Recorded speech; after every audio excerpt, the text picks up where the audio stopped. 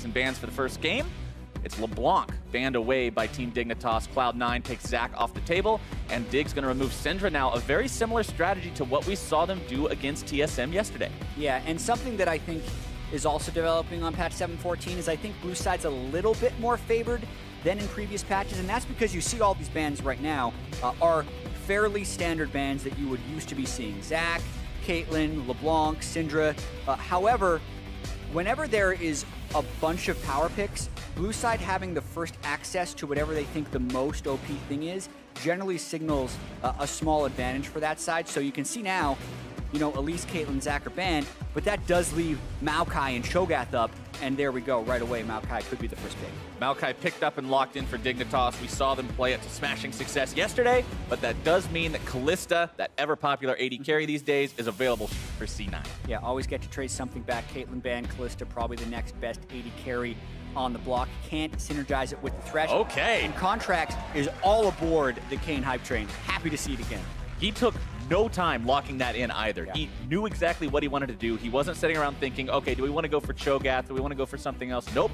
Automatically going for the Kayn. He likes his champ. Yeah, when you're the first one to feel like, when you have a jump in understanding on a champion over the opponent, it's even more reason to lock it in if you think it's good, because not only will you know what you're doing, there's a chance that the opponent doesn't know what you're doing, which then makes you even stronger. The surprise factor can actually do a lot in terms of accomplishing outplays and making those big moves, but Dignitas going to go ahead, lock in the standard pick these days against Kalista. They grab that.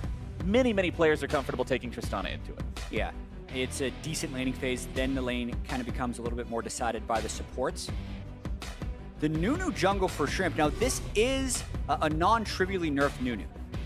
Lower health, going to be lower health in the jungle, so more prone to maybe losing duels to Kayn early on in the game, but it still gives them a monster tank line now. Nunu jungle, Maokai top.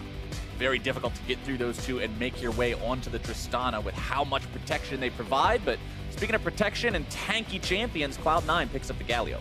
Yeah, I mean, if they decide to throw that in the mid lane, I think it would be Jensen's first Galio of the split. Impact has played it 3 times, but more recently, we have been seeing it mostly in the mid lane. Galio versus Maokai top lane would just be a tank for tank battle, so there's a real chance they throw it up there. Would be interested to see, though, if Jensen ends up going with a more supportive style. And that's so different for Cloud9. I mean, Jensen, he's been the guy that we always talk about for this team this split, who's doing the carrying. When Jensen goes off, Cloud9 can win. And if he's not on a carry-style champion, you have to wonder what will be the win condition for this team. But going into the second part of the bans now, mid lane, again, the focus. Orianna and Cassiopeia banned away. Yeah, it looks from the bans, though, that Team Dignitas is not buying it. They're saying that the Galio is going top lane. You think even back to when Lulu was meta, it wasn't something Jensen would play in the mid lane. So the more we think about it, especially even with banning Lucian away, Jensen's wanting to go mid lane with something else. It's so opposite his usual style that it would be a serious departure to see him take this Galio into the mid lane against Team Dignitas in this match that's so important for both teams in terms of proving that they're not just a middle-of-the-pack, scrape-by qualifier for playoffs, but they really do belong in that top-of-the-table conversation. One ban left for Dig, and it goes towards Kassadin, another mid lane. Yeah, well, with that many mid lanes being banned, you're trying to get rid of pretty much anything they think Jensen could carry the game with. 4 mid lane bans on the side of Team Dignitas, 2 mid lane bans on the side of C9. So we're going to be dealing with technically 7th and 8th mid laners in the meta. Taliyah is one of the top 3, I would say, meta mid laners, which would be why C9 is willing to pick it now instead of waiting for a counter pick, because there were so many mid lane bans. That means that Dignitas is going to have an interesting job here deciding what they want to take into that Taliyah. It does confirm our suspicions, though, that Galio will be heading into the top lane. Post-nerfs, though, with the changes to Dorian's ring and everything else with the champion, he has a bit harder of a time up there than he did back when we saw him be the eternal top laner. So what does Dignitas want to take into that? Jace picked up for this team, so some powerful solo carry potential. Maybe just going for a poke team that has an initiation option. Adrian's cycling all the meta supports right here, and this is going to dictate what type of team they really want to play. Janna would be very low on damage and hard to start fights with, so there's a chance he goes with one of those melee initiators and just go even more of a tank ball, since C9 doesn't have huge DPS with their team so far. Alistar! Okay. For Adrian. Alistar going in. one of those champions that can really cause a lot of disruption with his diving capability. His turret diving especially is just absolutely ridiculous. Forget diving past the front line of enemy champions. Go underneath the turrets, pop the ultimates, just be that disruptor. Cloud9 now thinking about what they will take into that. Support their final pick here. Braum being hovered, and it looks like they locked that in. Yeah, well, it's a triple front line for Team Dignitas, but then double AD carries, and Braum is really good against Jace. Jace's accelerated shock blast are his main sieging tool, and when you get a lot of CDR on Braum, you can block most of them actually with your Braum shield to kind of save your team entirely. So I can see why C9 would go for that here. Still synergizes pretty well with the Callista, and since it's melee versus melee, they're not necessarily going to lose the lane. So I like the Braum choice by Smooth. One thing I want to keep my eye on, Jet, as we get into game at the very start, is to see if these two supports go for their traditional supportive items or if they opt in towards the coin. Because we've seen supports that normally don't even think about the coin start to go towards the coin in this patch just because of how much gold it generates for you. Yeah, Alistar could be one, because then you get the Talisman of Ascension upgrade if you really wanted the move speed, boost yourself into the team. Don't think Team Dignitas is going to have an initiation problem, though, with Acceleration Gate and a Righteous Glory build on the Maokai. So I'd expect both these melees to go Targon, since they're very core melee tank supports. Absolutely. Someday on that Maokai, like we mentioned when he first picked it during Champion Select, had a lot of success yesterday against TSM. Such a disruptive force in these team fights. Got a lot of good ultimates as well. Those Maokai ults have actually helped Dignitas become so decisive in their objective calls as well. We saw yesterday they were willing to jump on the Baron and jump on the turrets because they knew they had that extra resource at their disposal. Yeah, the big question for Team Dignitas here is, are they going to have enough damage? It's Keen and Altec who are really dealing the most of it. Maokai doesn't do a huge amount. Nunu and Alistar incredibly low damage.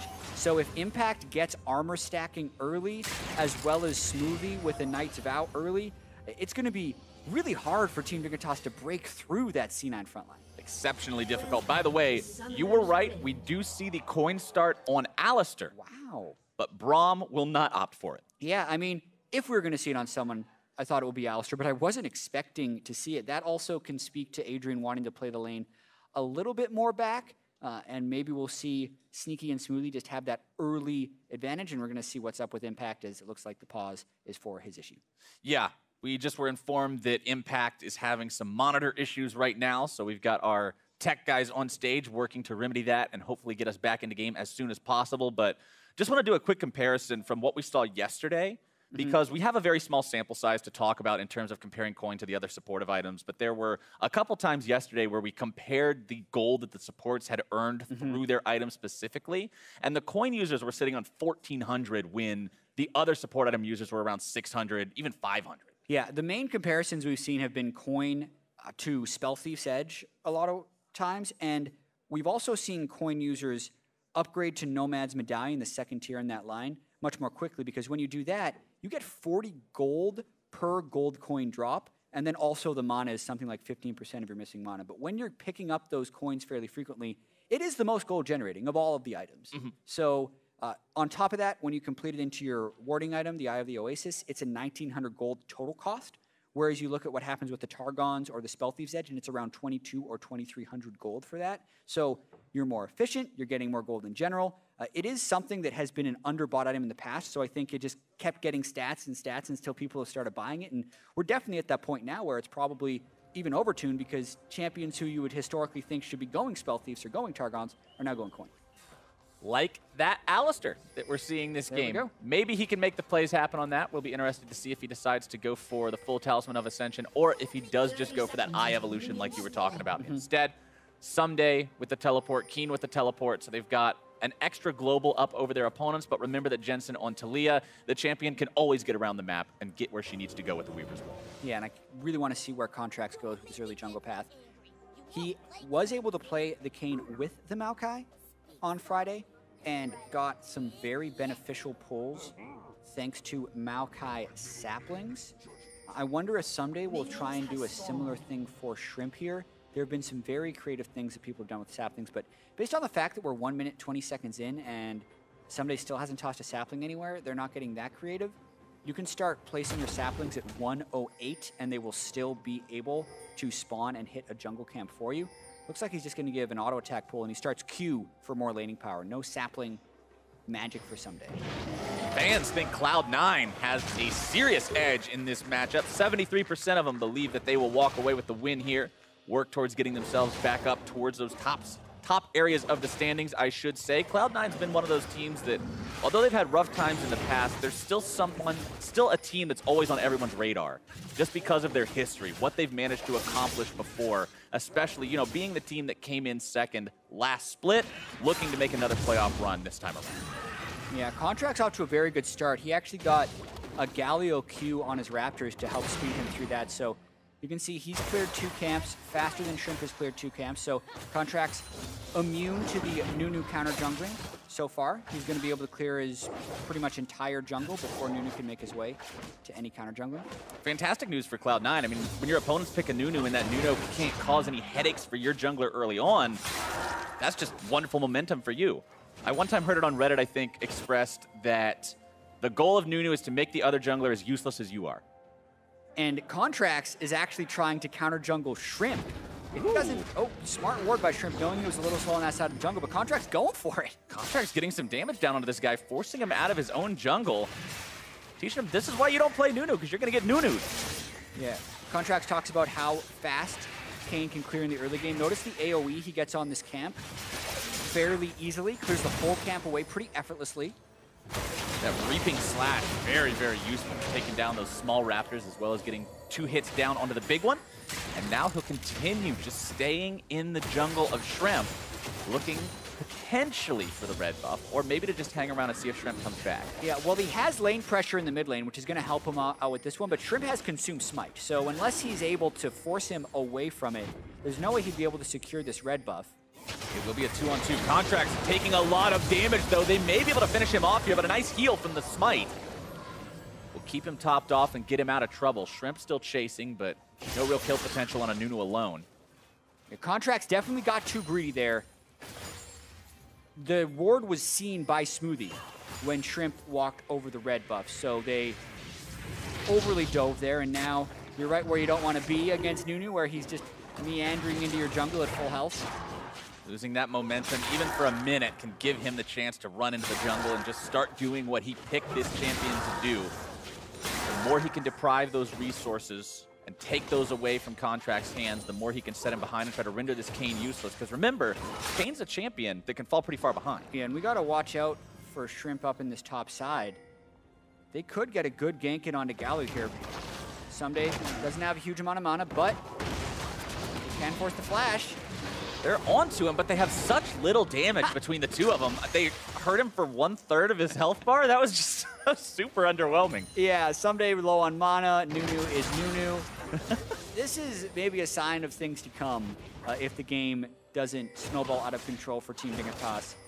Because there's not much that they can get through Galio with, especially if he starts stacking a little bit of armor. This bottom lane also, for Dig, shouldn't actually win. Alistar's early laning phase, not as strong as Brom's early laning phase, and Kalista very good at laning from ahead.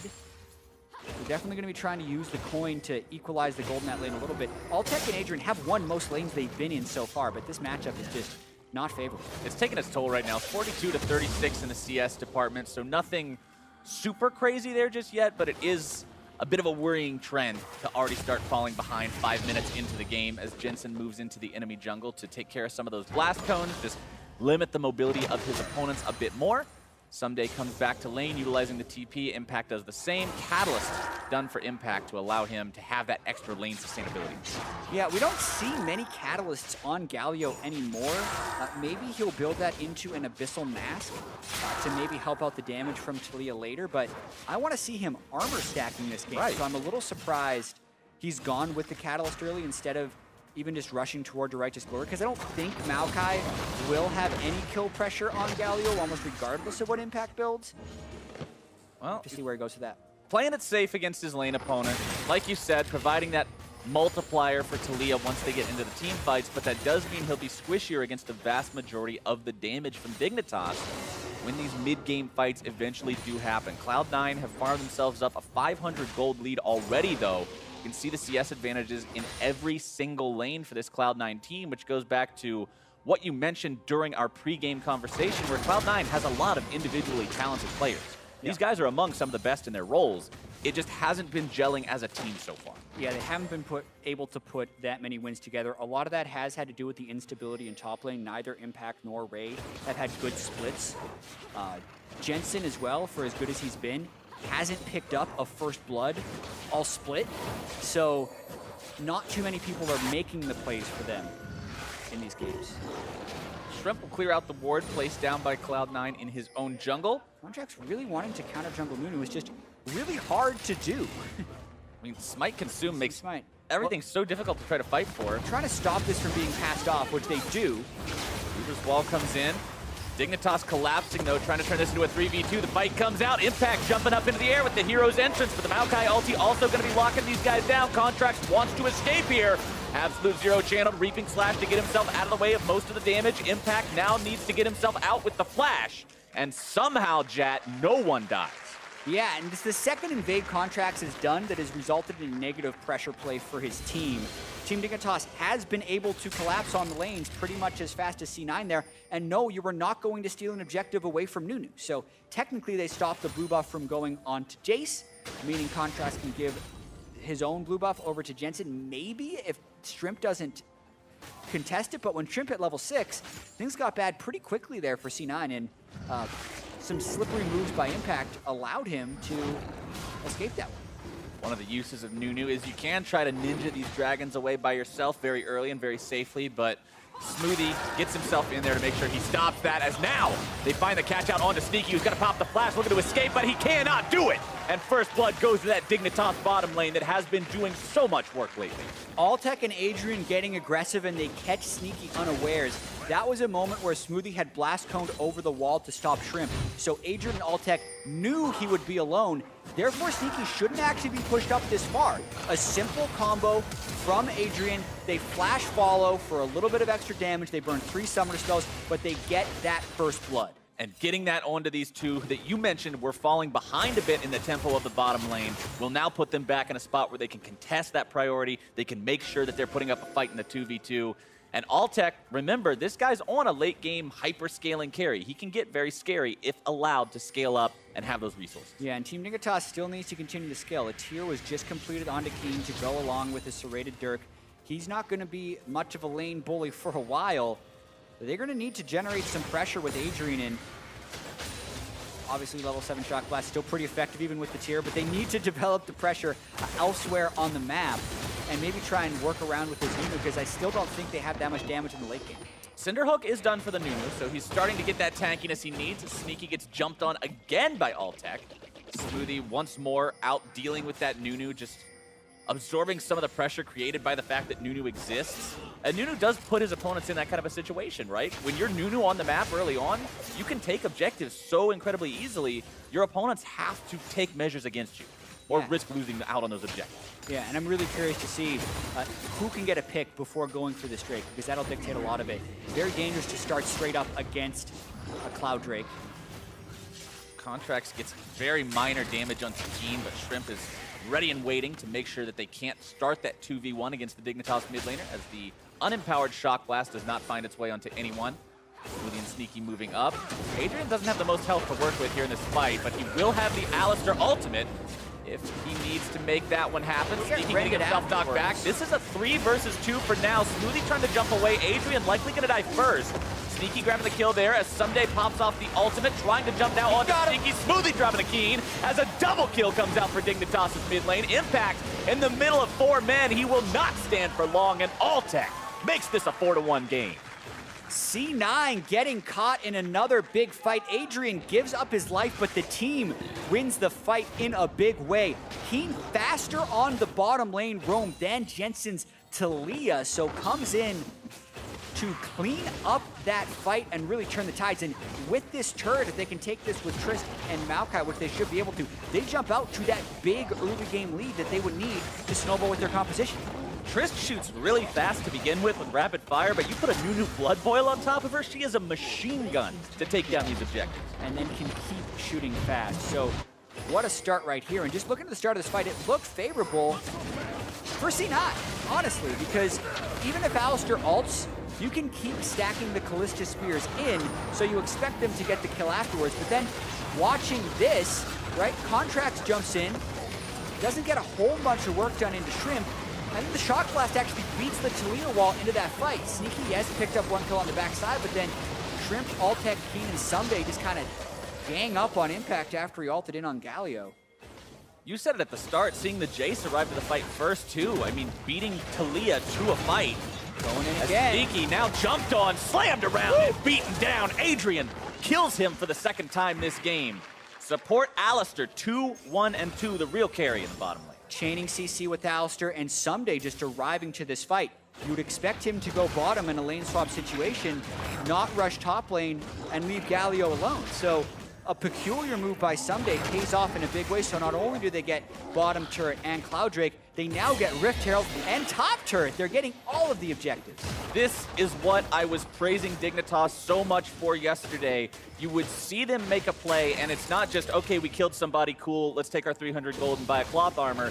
It was, we killed a guy, now we're gonna make the call. We're getting objectives, there's real progress happening. This team is looking like such a strong unit as a whole. Yeah, and early on in this game, Shrimp's Nunu hasn't been shut down, if that's weird, because normally you'd expect Nunu to try and shut down the Kayn, but you look at what Contracts did with Kayn on Friday, and he was constantly in the enemy jungle, shutting them out of the game and taking over from a pressure perspective. And in the post-game interview, he was asked, how do you see Shrimp? And he says, well, he plays Nunu, have to watch out for that. He had a plan against Nunu. He thought he was going to invade him, but it just didn't work against Shrimp's Nunu, and now every skirmish is being controlled by the CC tanks of Team Dignitas, and it's allowing the time they need for Keen and Altec to do the damage. And one thing I want to mention about Kayn, because we haven't got to have a lot of conversations about him before since he's such a new champion, and only Contracts has played him in the NALCS. When this champion falls behind, remember he gets his evolution orbs. Uh-oh, Smoothie. Getting some auto attacks there from Altec, but Kayn's evolution orbs and his points come from dealing damage to enemy champions. If you're so far behind that you're avoiding fighting enemy champions, your evolution will be delayed, making you significantly weaker. Yeah, going to be going red Kayn, almost certainly. And it is good late game to be able to soak a bunch of damage in a team fight, ult into a tank, come back out at near full health. But that works, once again, when you're ahead and when you have clean ways of initiating onto the team that can be helped via Maokai. So one big thing there is just Team Dignitas having the Maokai locked in, and that's another thing contributing to Contracts' rough early. Now I want to ask you about this one, because we just saw Contracts complete his tier 2 boots, but he went with a Mercury Tread to stop some of the CC potentially from Someday, from Adrian. But both of the enemy damage sources are auto attackers. Yeah. Is Ninja Tabby the better buy here? Yeah, I think that's a tough thing to say.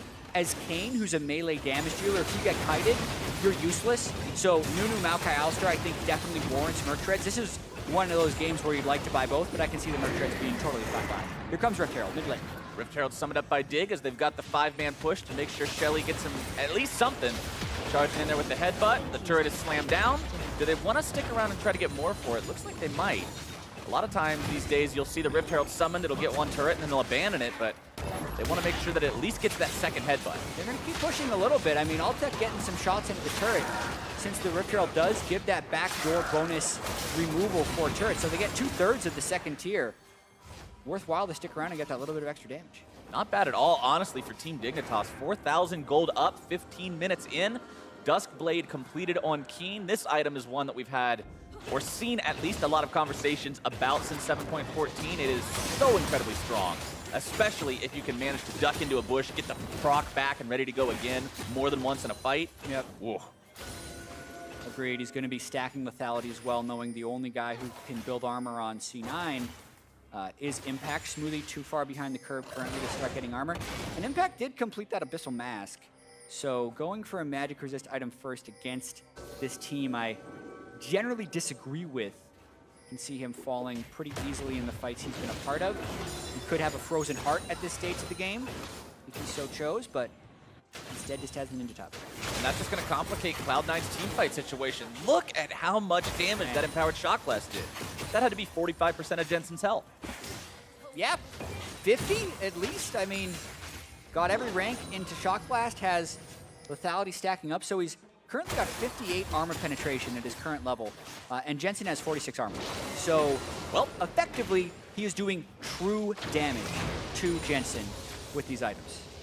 That is not a happy place to be if you're Cloud9, and especially if you're one of these squishier carries. And honestly, everybody's squishy at this point. Like you just mentioned, Impact with the Abyssal Mask means that Cloud9's in a spot where these upcoming fights are almost unfightable for them if they get poked at all, because nobody can absorb the Shock Blast. Even if Impact gets hit by him, if he's taken 500 damage from a Shock Blast, that's not really an acceptable outcome. Okay, Keen actually had a really powerful point. He's down in CS, but he has the item breakpoints right now before the base armor has caught up to his lethality level. So dealing true damage or better to some if you can take them to negative armor. Here we go. Pushing onto the tier 2. Dignitas needs a couple more hits, or they may just be able to take it with the explosive charge, and they do. Now Adrian the target as Cloud9 looks to mount their counterattack. Heroes entrance into the fight to make sure they've got the front line once they get there. They're going to re-engage here. Here comes the auto Maokai attacks. Maokai ultimate coming in from the side. Who's it going to catch? Multiple people. It looks like 3 different ones get tied up. Contracts in retreat as Dignitas manages to turn this one around. A killing spree for Keen. Smoothie off on the side. Contracts 2 and Impact now being chased down by multiple members of Dig. Alltech with the flash of the kill.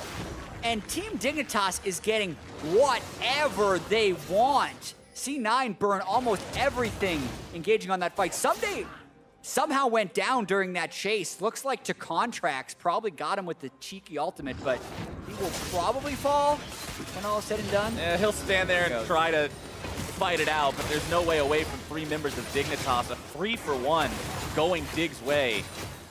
Just disaster for Cloud9. 6,500 gold now in the advantage of Dig. Baron's not even available yet. They can't even try to go for a big neutral objective because they're this far ahead this early. Yeah, plus they'll have Nunu when they do go for the Baron to get that secure. Jensen can't even keep the red buff of the team alive. This gold lead has gotten out of hand. Watch this one more time. C9 burn pretty much everything going for Adrian. They don't have a clean line for Alltech or Keen, but they can't cut him off, and they use all their initiation here. And by the way, here comes Maokai, has the angle on the ultimate so people can't escape. Ends up rooting most of the team with it, gets 3 of the roots to connect, goes for sneaky, they can follow it down with a bunch of damage. Let's see how Someday ends up falling here. This Talia plus Contracts pops in. Oh, the fail flash too. Tried to get himself over the wall, but tried to flash the fat part instead of that little skinny zone that you can actually get over. Unfortunate for him, but still a minor loss considering the win they found overall in that fight. Spirit Visage done for him now. Working on that Righteous Glory next. And by the way, he doesn't have flash. He has been caught out. Weaver's Wall will block away his path. He's going to throw down the grasping roots as Someday will buy as much time as possible. Keen arrives, and it gets turned around yet again as Jensen falls, but Keen will go now too. The shutdown credit for Impact as Contracts gets shot down by Alltech, who now has free firing time onto this very low armor Galio, and Cloud9 again lose 3-for-1. That's just not right. No, it just doesn't not at all. Feel right. Maokai is so tanky, and he's got a Visage and a Glacial Shroud. Definitely worthy of the first pick. Someday, knowing this champion. Impact knows it as well. He was picking it all over the place on Friday, but C9 opted for other bans this game. Someday's gotten going a little bit. They just do not have the damage to take him down. Now, they turn for Baron. Now we get to see what we were potentially thinking about a couple of minutes ago. Baron only live for 20 seconds before the Dignitas team turns their attention towards it. Already have it below half HP, and Cloud9 just retreats. They don't really have any sort of a chance to contest here. Yeah, I mean, it's against a Nunu. Very rarely in situations where there's 1,000 damage, true damage secures, do you see steals. It has happened, though. We have to preface that with it has happened now, though, because... and here they cut Someday off entirely. He has no flash, but he says, okay, at this point his Sat Magic heals for so much, and he also has the Courage of Colossus Shield. They end up only getting half his health in 4.5 seconds for Keen's teleport to complete. They finish off Jensen first, ensure they trade a kill around, but C9 has Rom and Callista up on the top side of the map, and Team Dignitas can collapse everyone down faster, so it looked like a 3v1 turns into a 5v3, and this preps the Baron for Dignitas. More solid team play from Dig, just fight after fight after fight, puts them in an 11-3 lead over Cloud9, 4 turrets to 0. as they now push up this mid lane onto the tier 3. This is the power of the Tristana and the Jace Siege machine. We were talking about the attack speed earlier, the shock blast with the lethality, and Cloud9 can't even try to hold this line. Yeah, Inhibitor now under pressure. Cloud9's down 10,000 gold at 21 minutes. This is not your standard type of deficit. This is a incredibly snowballed game for Team Dignitas, and they have the tanks to accelerate the pace of the game. One thing we've noticed is patch 7.14 so far has had the fastest games on average of the year, and it looks like we could see another one right here. It's because when you're getting ahead with these Maokai, Nunu type compositions, the turrets can become irrelevant, not to mention Tristana is so good at taking them down, so expecting Dignitas to continue to power down these turrets and try and get a quick victory. Sneaky just lost 60% of his HP from a single shock blast as Dignitas continue pushing. Weaver's Wall comes out, the Maokai ultimate launched out as the counterattack. Absolute Zero instantly going to be interrupted as Impact dies before he can make his hero's entrance. 1-for-1 so far, but Dignitas continues the pressure. Contract's having to run away after losing his AD carry. Smoothie on the front line, but not for long. Altec cashing in for the 6th time. And Dignitas wants to end this game. 22 minutes in, Jensen and Contracts only gets away because he can run outside of the playable map. And even then, he could have gotten hit by Shock Blast. They're going for more. Adrian trying to go in, finish these guys off, make sure there's no chance at all for Cloud9 to survive here, but I don't think that's even required. Nexus turret, only one left standing, the Nexus. Now the target for Dignitas. Impact alive in 2 seconds. Same for the rest of the team, but it does not matter. And Dignitas have a swift victory in game 1. Swift is almost an understatement. That was a 23-minute victory for Team Dignitas. They obliterate C9. It was a small early advantage that just turned into the game in what felt like an instant. And it wasn't looking like that at the very, very start. We've mentioned how Cloud9 had a bit of a gold lead. They were farming up better in the lanes. Until the action actually broke out, Cloud9 was doing fine. And then as soon as it did, Dignitas never lost that tempo. They never lost that momentum. Yeah, C9 had 3 pushing lanes at the start of the game and an invading jungler. So that is a recipe where C9 has been able to win many games this split. Sometimes the invading junglers Nunu, it's a little more reliable for the buff secures, but none of the invades worked for C9. All of that advantage was translated into failed invades, which, while not disastrous, stopped them from pulling ahead in the game. And then as soon as a few skirmishes went against them, the lethality technically hit a snowballing point. I don't agree with some of the item choices that C9 made. Impact's Abyssal Mask, pretty lackluster, was unable to block any of the shock blasts, which then kept hitting the squishies and totally taking them off of turrets. And then on top of that, Altec and Adrian consistently have been lights out since they've turned into this. They had a losing lane matchup, but they found first blood in a 2v1 situation and then roamed around the map expertly to close out that game. And that Dignitas trigger pull that I'm talking about, whether it's going for objectives or going for sneaky, like you mentioned, as soon as they saw Smoothie dealing with Shrimp, having to keep the Nunu away from the Drake, they were like, oh, Sneaky's alone, kill him. First blood happens as soon as they decide to go for it, and from there, they just keep getting more and more and more. And this is crazy, Captain Flowers, because this team was on a 4-match losing streak. They had fallen to, what was it, 5-5 as far as their match score? It wasn't very good. It was 5-5, and I want to know what this team did with the old Team Dignitas. Because those guys didn't seem to know what they were doing. Some days looked like he was on an island in these games. Keen and their bottom lane wasn't doing anything. They have swapped out their bottom lane entirely. So Altec and Adrian have been performing at such a high level. It seems that now that Shrimp is the sole guy and they parted ways with Chaser, that is, infused him with more confidence. It is a completely different team than what we saw 3 or 4 weeks ago, and I want to see if they can continue this because it's just the first game of the best of 3. First game, but it went very, very well for Dignitas. For a deeper dive on that win, though, we're going to hand it off to Dash and Mark. Thank you very much, Captain Flowers. Things continue to look good for Team Dignitas as they get another victory here over Cloud9. And as Jat mentioned, with what was a pretty tame lane phase for a short period of time, immediately turns due to a single team fight. Where Dignitas gets the better of Cloud9, and then they're off to the races with their goal. Right, there had been like a single solo kill where Sneaky stepped a little bit too far out, but then after that, it was just off to the races for Dignitas. That bot lane replay is really the one to look at, just because it kind of shows the strengths of this triple tank comp that Dignitas had put together. It starts out with C9 wanting to engage onto Adrian. He's going to have his ultimate available, so he's going to remain relatively tanky throughout this whole bot lane engagement.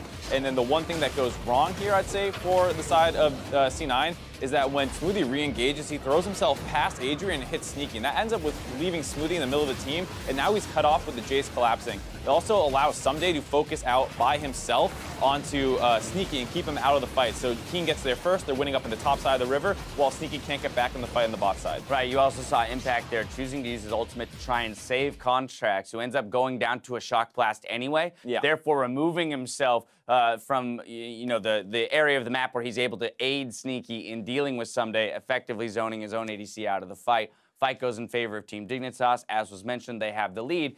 And this is where I now want to return to Champions League and talk about Team Dignitas showing incredible mastery or understanding here in 7-14 so early on in terms of how to play on this patch. Right, the first pick, Maokai, 3 games in a row for Someday. He's going to take it every game. They've already kind of said this basically through their pick ban, is that we think this champion's broken, we're going to keep taking it. Someday makes it look pretty good, so I understand their position on that. But then the rest of their comp fills in very well, where the Nunu has great zone control. If you look at the comp of C9, it's very short range. Talia, Callista, Kane, all basically, under 500, 600 range. And then Galio, Braum, the same thing. So if you ever can't get your engage off cleanly, you are not going to get through the Nunu. You're not going to get through the Alistar or Maokai. And then the Tristana is just going to blast you from range with the Jace. And again, a marked difference between Friday's games for Cloud9 and this one here is that Contracts didn't get off the ground on Kane. Both games on Friday, we saw him get a couple successful early ganks off. Therefore, with some extra gold in his coffers, he's able to push that advantage as a more damage-oriented jungler. Here, he gets outpaced by those tanks, and we run into the classic issue